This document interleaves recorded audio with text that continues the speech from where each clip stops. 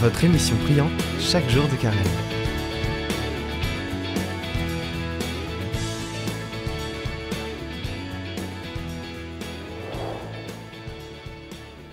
Bienvenue pour cette 5e étape du disciple que je vais intituler « De la formation à la mission » Jean-Baptiste, parfait modèle du disciple.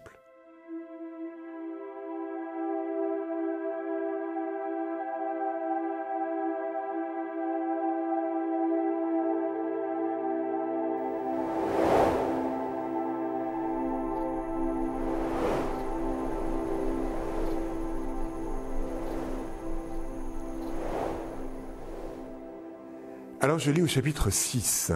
Il parcourait les villages à la ronde en enseignant. Il appelle à lui les 12. Il se mit à les envoyer en mission 2 à 2 en leur donnant pouvoir sur les esprits impurs. Il leur prescrivit de ne rien prendre pour la route qu'un bâton seulement. Vous voyez, on a eu ce long temps où on était d'abord disciple, ensuite apôtre, et là apôtre, envoyé. C'est-à-dire qu'à un moment donné, bien sûr, j'ai terminé cette formation avec Jésus, ou plus exactement, j'ai compris que la première formation, c'est d'être avec lui. Jésus veut des amis, il ne veut pas des serviteurs. Mais cette amitié, elle va être au service de la mission. À un moment donné, il faut partir. Voilà. Et donc, il les envoie 2 par 2. Donc, ils ont entendu 2 choses. Je t'appelle, au bord du lac. Je t'appelle en haut de la colline et je t'envoie. C'est très concret, c'est-à-dire qu'en paroisse, un curé, les gens me disent « on a besoin d'être envoyé ». Ben oui, on a monté un groupe qui s'appelle Bio-Évangile par exemple, on aime bien travailler sur la question écologique et l'évangile, mais est-ce que vous êtes d'accord mon père? On voudrait être envoyé, on ne veut pas faire notre truc dans notre coin. Et inversement, il n'y a rien de plus terrible de voir des paroissiens qui sont engagés des heures et des heures dans des activités et en fait qui sont envoyés par personne. Ça veut dire qu'en fait, ils se sont auto-proclamés, ils sont auto-missionnaires. Et vous voyez, moi, je suis envoyé par un évêque et donc, si je ne réussis pas, ce n'est pas très grave parce que ce n'est pas moi qui ai décidé d'être missionnaire à tel ou tel endroit, c'est mon évêque. C'est très reposant d'être envoyé.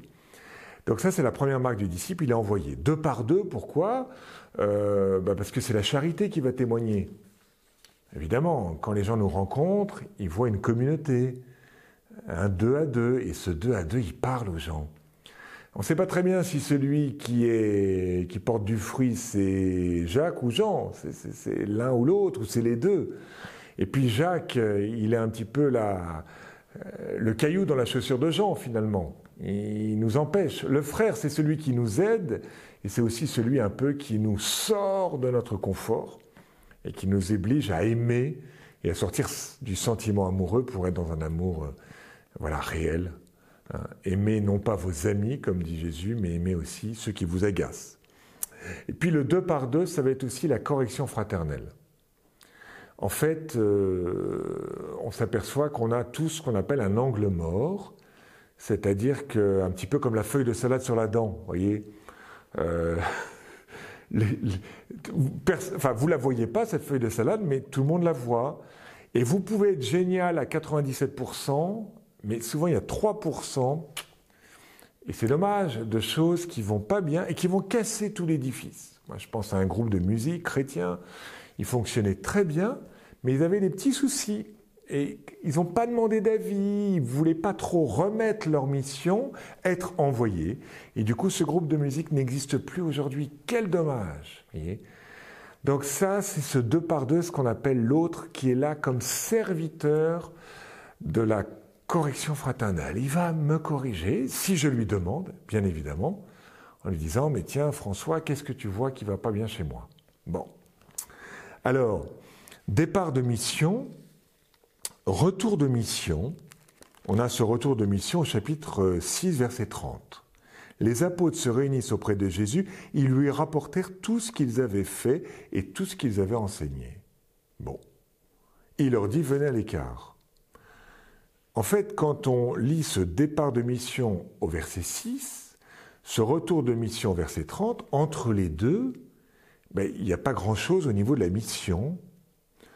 On nous dit que Hérode entend parler de Jésus, mais qu'il le prend pour Jean-Baptiste, et on nous raconte le martyre de Jean-Baptiste.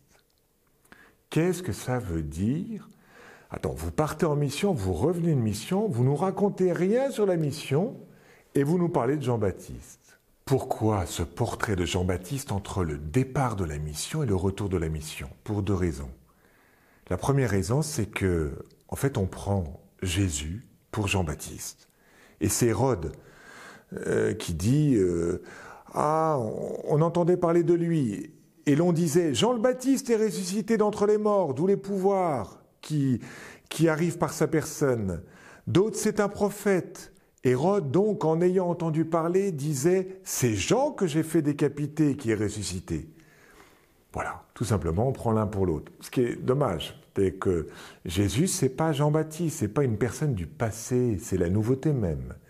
Puis la deuxième chose, c'est que, en fait, on veut nous donner comme portrait de disciple Jean-Baptiste. C'est très intéressant dans le parallèle de Matthieu. Vous avez dans Saint Matthieu l'envoi des 12, et à la suite de l'envoi des 12, vous n'avez pas le portrait de Jean-Baptiste, mais vous avez cette parole, Matthieu 10, « Voici que je vous envoie comme des brebis au milieu des loups. Montrez-vous prudents comme des serpents, candides comme des colombes, etc. » Donc on vous dit, en fait, le disciple, il va être un peu comme une brebis, il va être mangé, il va vivre une épreuve, il va peut-être souffrir. Et Marc, il dit, je ne vous mets pas ces recommandations, à la place, je vous donne un portrait de quelqu'un qui a souffert. Jean-Baptiste, c'est le portrait du martyr. Et donc le disciple, ce n'est pas simplement celui qui est saisi au bord de l'eau, saisi sur son comptoir comme Lévi, mais c'est celui qui, en fait, vit le mystère de la croix. Et ça, c'est difficile. On veut bien suivre Jésus quand tout va bien, mais c'est plus difficile de suivre Jésus quand on est dans l'épreuve. Voilà. Et du coup, ça touche une parole que je vais relever, et je vais m'arrêter là-dessus. C'était lui, Hérode, qui avait arrêté Jean et lié en prison à cause d'Hérodiade, la femme de Philippe son frère. Et vous pourrez lire donc les versets 17 et suivants. Intéressant ce mot, Hérode qui avait lié Jean-Baptiste en prison. Dans notre vie spirituelle, il faut se lier. Vous voyez, se détacher, c'est une chose. Oui, on se détache. Se lier, c'est pas pareil, c'est s'engager. Vous avez des personnes qui disent « je veux bien aimer les autres quand j'ai du temps libre ». Mais je ne veux pas m'engager à venir dans une activité toutes les semaines, à faire l'accueil toutes les semaines, vous voyez, à se lier à une communauté, à se lier à des personnes, à se lier à une paroisse, à se lier à un engagement.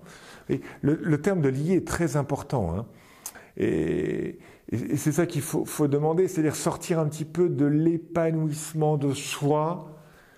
On se détache de son filet, on se détache des personnes, on se détache aussi peut-être de l'épanouissement de soi. Qu'est-ce qui va me combler ? Vous voyez, quand on se lie dans un engagement, on n'est pas tout le temps comblé.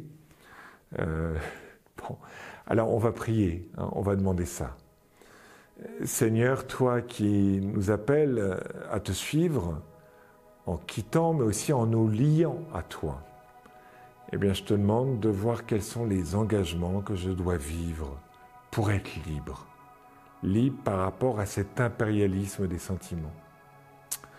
Oui, Seigneur, montre-moi ce qui me lie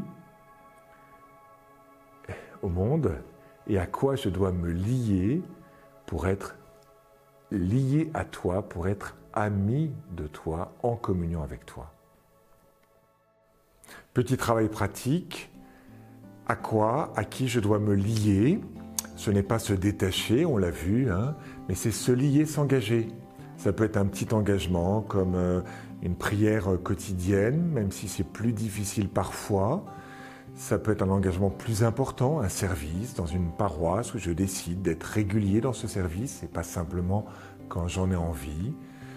Ou ça peut être un engagement plus important, pour des gens qui sont fiancés, de dire, en fait, il faut que je me lie dans le mariage, il faut que je pose une décision sans retour. À demain.